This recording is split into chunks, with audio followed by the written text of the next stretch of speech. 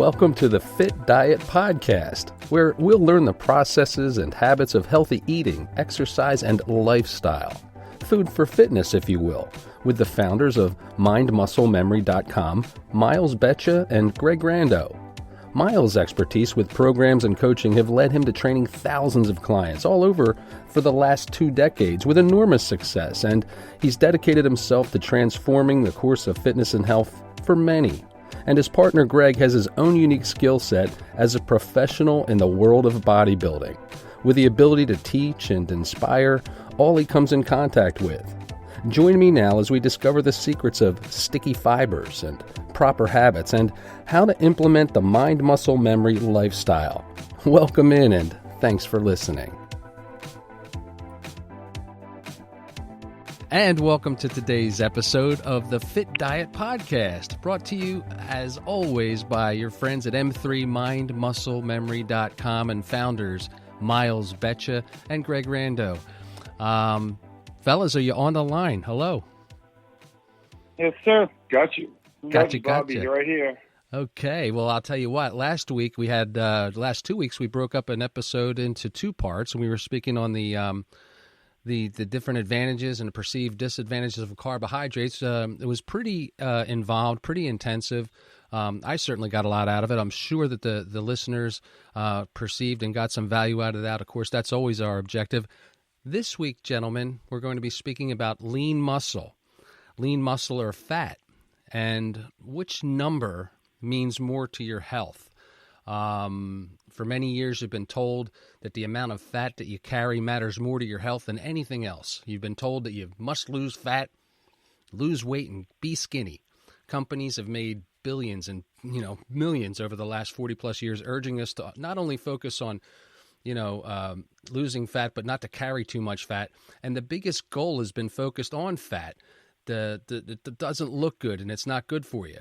But what if that wasn't true, right? So we're going to find out about that. Miles, can you start us off on today's episode about the facts about lean muscle or fat and which number means more to our health?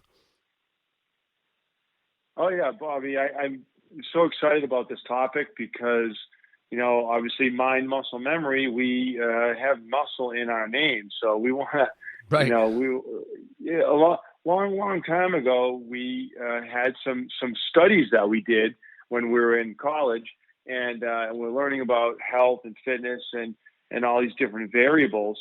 And there was ended up being this, pretty intensive discussion on if, you can be overweight. What we would say is overweight over BMI and over body fat percentage of healthy athletic individuals, but yet be healthy internally because you have the muscle and the actual fitness to go ahead and hey, run a marathon or, go weightlift 5 days a week or, but you're classified as the bad BMI, too heavy. And for so long, all of the marketing and all the things always talk about this, don't carry the too much fat. And what we want to really provide to our listeners and our clients, of course, is that your lean muscle mass is what's going to be being used to take the fat levels down and to use the energy that's stored in fat.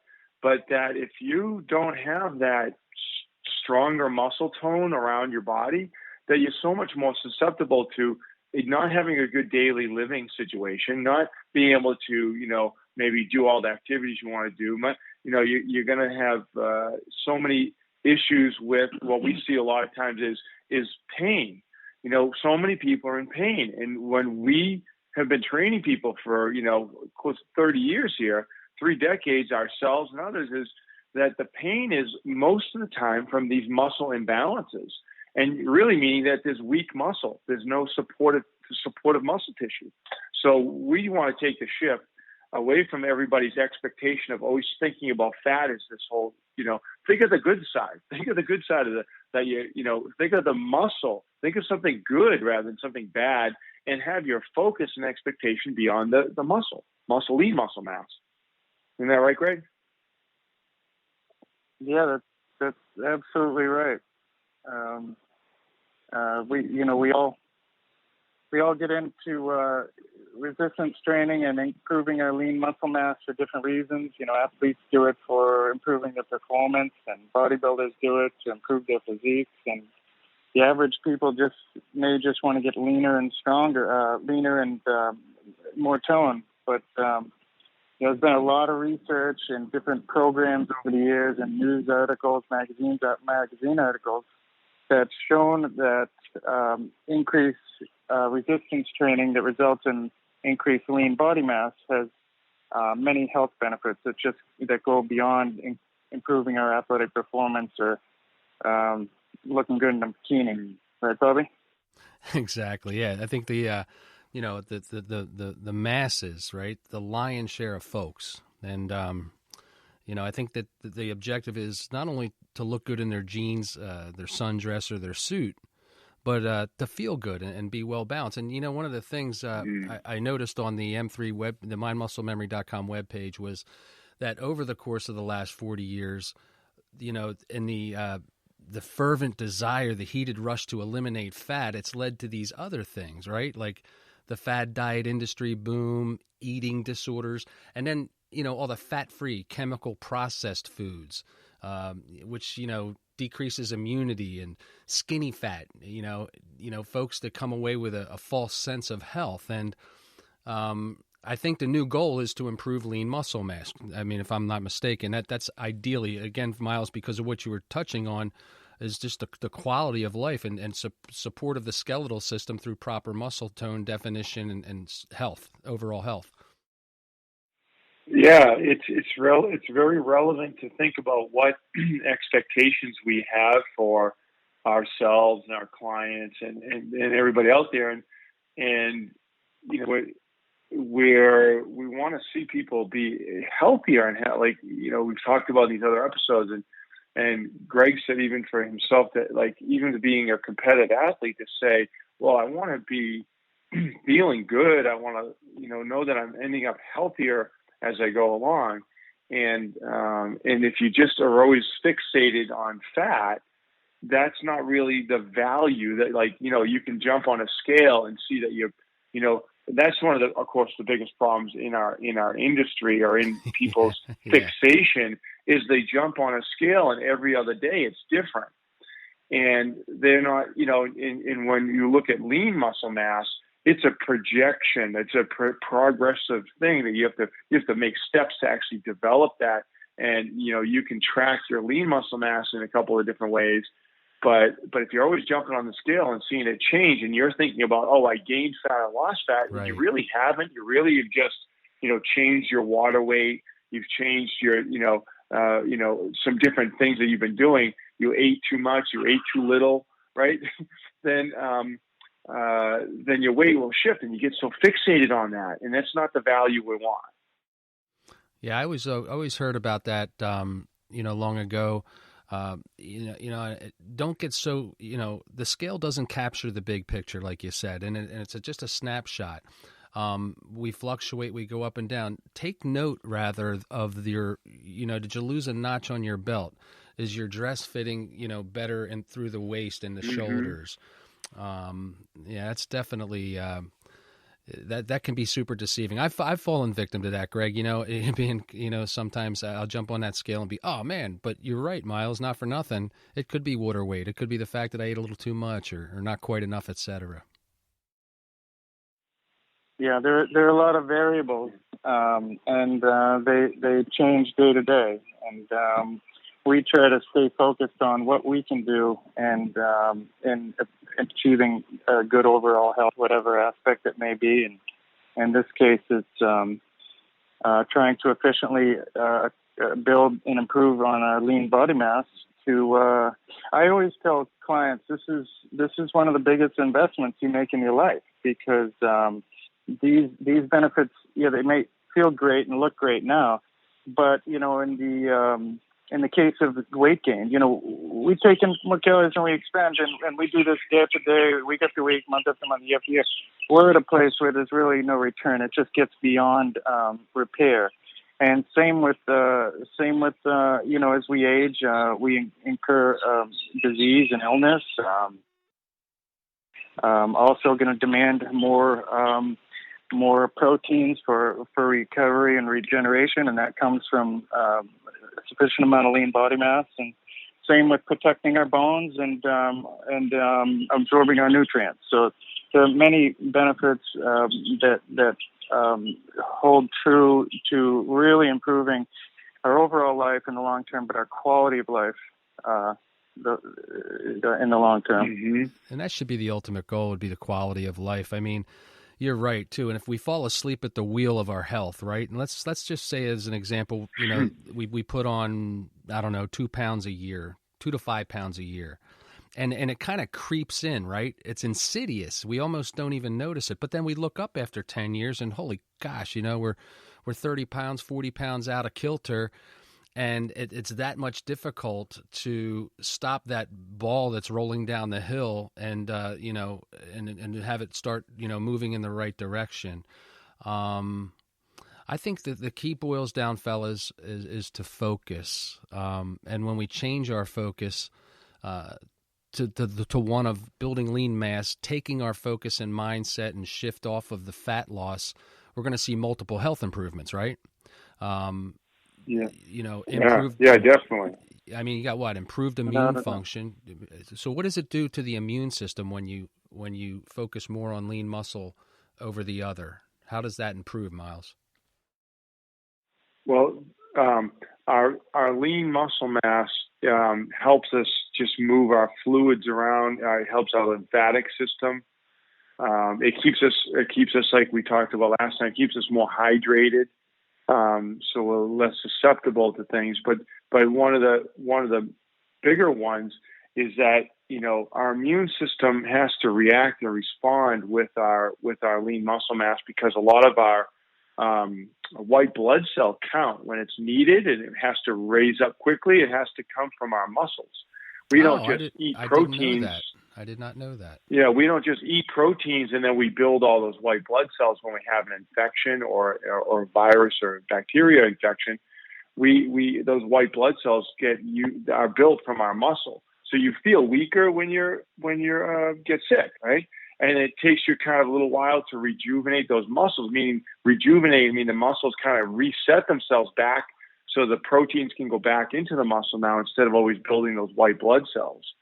So it's a natural cycle. If we don't have very good support system of our lean muscle mass when we get an infection or we get a sickness or a virus, then our immune response won't be as effective or maybe as long lasting. We don't want to wilt away. We want to have our lean muscle mass be there to protect us from everything, from a fall, but also from getting a sickness and having to be able to rebound back from that.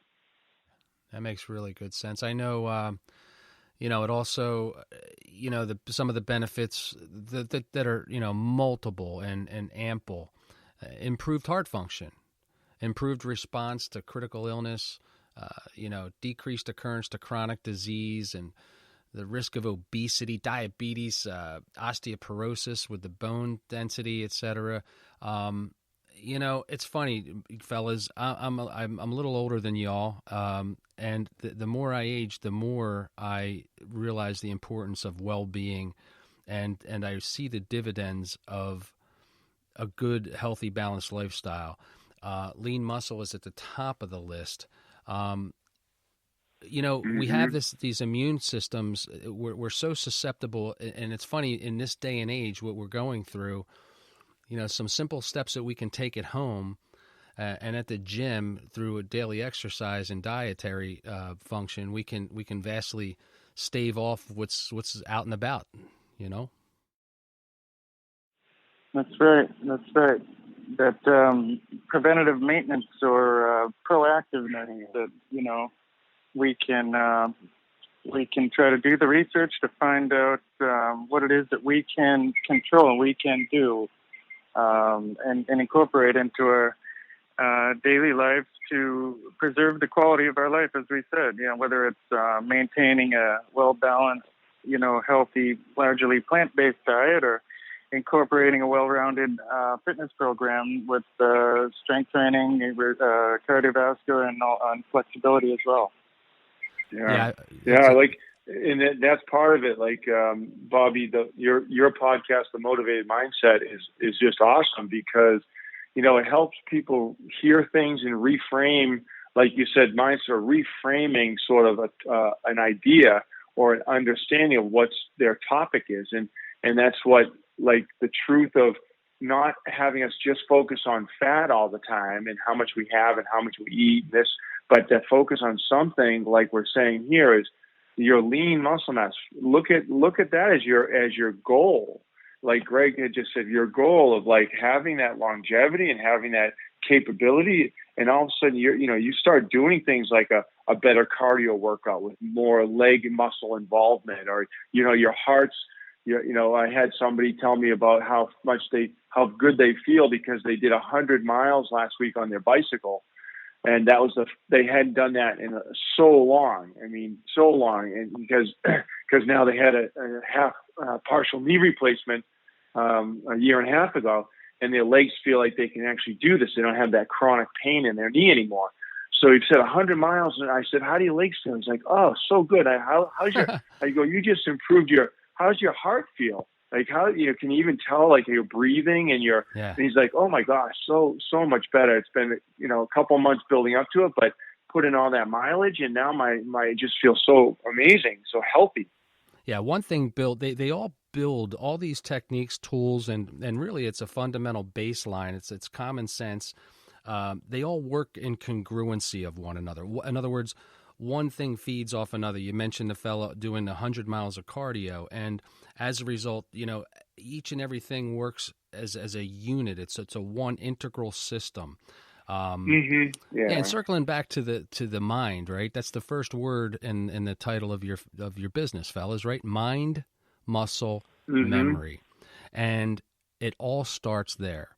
I think that the folks that have taken the initiative to pay a visit, they want to get off the schneid. They want to make improvements, and it's a great step to start with your page and the information that they can glean from. But internally, it starts with an idea, and that all starts in their minds. So, we become what we think about. And if we can just change that focus, as we talked about, which starts in the mind, from the fatty loss to the lean muscle gain. And I think, that integral system of our entire ecosystem, our body, will work in congruence with each component, and just makes for good sense. And we feel better. It's just amazing. Greg? Yeah, it truly is, Bobby, and that lends itself to what I was going to say. In our country, 2 out of 3 people are considered either to have too much body fat or to be obese, and we have to provide programs and educational-based programs like Mind Muscle Memory does to help people, because those people that are with so many people in that category, we're exposed to advertisements that claim they can take 30 pounds off in 30 days, or shed the body fat and show you your 6-pack abs in 2 weeks, or whatever it is. And we need to be able to see through that type of stuff, understand, okay, it might have its place, but we at Mind Muscle Memory, we talk a lot about output, muscular output, expenditure, and we can't lose sight of the fact that if we are trying to reduce our body fat, which most people want to do with calories, we want to understand that it's not only our calories incoming or energy incoming, it's the calories outgoing, or the energy outgoing, that our muscles can provide, that are going to provide the most benefits. And that's what we're trying to convey to our clients and our listeners, to not just think about restricting things and doing cardio and breaking yourself down. We want to talk about building ourselves up by improving on our resistance training, building our lean body mass. Therefore, now we have more lean body mass, associated with an increased metabolism, which is associated with our basal metabolic rate being the amount of calories we burn at rest. So the more lean body mass we have, the more calories we burn while doing nothing. And then while we use that output, increased output to achieve our goals, that we find out we don't have to restrict ourselves and continue to break ourselves down and restrict and deprive ourselves. We can achieve those desired goals in different ways now. And what's that saying, right? Sure. It says a body in motion stays in motion, meaning with regard to our topic today that, once we build up, once an individual has got the proper mindset and they're focused on the proper outcomes and goals, they can concentrate on building up and then maintaining or keeping that body in motion. It's much easier to keep it in motion than it is to get off inertia and move that big, immovable object. Another thing, fellas, I can't help, I'll go on YouTube at night and I'll surf the internet for different topics that interest me and stuff, and I've come across things and I'll look at photos from the 40s and the 50s and the 60s, beach scenes, surf scenes and stuff, and obesity was the exception and not the rule. And I think in large part, if I can make a slight turn off topic just for a second, the marketing effort that's gone into, and it's all based around dollars, which we alluded to last episode, more, convenience, fast, this, that. And, I think it's so easy to get complacent and default. And the next thing you know, there we are. We're putting on 2 to 5 pounds a year, and we're looking up after 10 years going, holy smokes, man, where'd that happen? Because of the insidiousness of it. Did you notice that? The fact that, have you ever taken a glimpse back and just seen everybody seemed to be a lot more fit? Yeah. Yes. I particularly would say that the refrigerator was only developed, I think it was something like 1911, and there wasn't any canned food per se, but you look at, between all the products that were designed to not have to shop every couple days, which is what everybody, you ate fresh foods. You had fresh foods at home. You had stored things in cans. You did have jarred things, but those jarred foods were real foods, but just preserved. Yes. They weren't just, processed, packages and packages of stuff that are meant for, like you said, convenience. So I do believe a lot of it comes down to the way we teach people to eat the sticky fiber diet and having actually real whole foods that have, from the earth, from plant-based diet on a predominantly, that fuels you so you can do more activities. You can go and do stuff at the beach, like walk 4 or 5 miles at the beach in the evening or whatever. Mm-hmm. So what do you think, Greg? Yeah, you check that all makes perfect sense. I mean, the other part of it is, I just was saying how 2 out of 3 Americans are overweight. I think back 40, 50 years ago, people were generally more active, right? We had more reason to be active. So just society lends itself to some behavioral changes here along the way. We know that. Well, you look at the kids, you guys remember, right? It was when you were a little kid, it would be getting dark outside and your mother would, get out of the house, and then you get yelled at, for dinner. Yeah, Bobby, time for dinner. And, all the neighborhood kids would go home, but they were out running around. They weren't sitting behind a game box or whatever. But, I think exactly. It's pretty crazy. So I think if I'm taking this away, adding lean muscle mass is going to increase our caloric burn on our non-workout days. It's going to increase our resting metabolism so that, we'll ensure that we're burning more calories and reaching our goals. And the more efficient our metabolism becomes during our workouts, the more efficient it'll be the rest of the time as well. And, I just think shifting that focus is elementary. So it's time to change the focus and, focus on the amount of lean muscle mass that we can. And it just all ties in together. It's just been another segment or, part and parcel of the whole integral system that we've been speaking about. Fellas, just another intriguing topic. I always enjoy, having the opportunity to speak with you guys. Would you like to add anything before we wrap up today's episode of the Fit Diet Podcast, Miles?